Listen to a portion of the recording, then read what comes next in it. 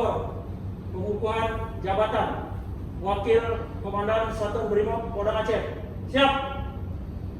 Pembacaan surat telegram Kepala Kepolisian Negara Republik Indonesia.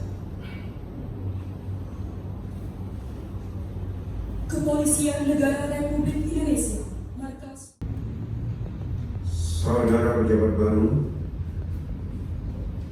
akan mengucapkan sumpah jabatan.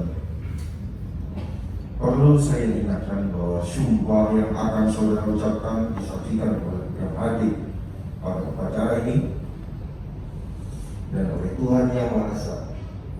Oleh karenanya, apabila saudara melanggar sumpah ini akan menjadi konsekuensi pribadi di dunia maupun di akhirat.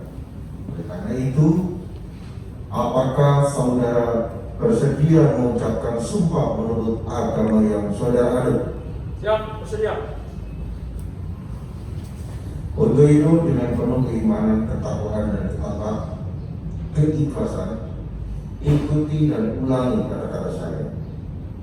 Demi Allah, saya bersumpah. Demi Allah, saya bersumpah.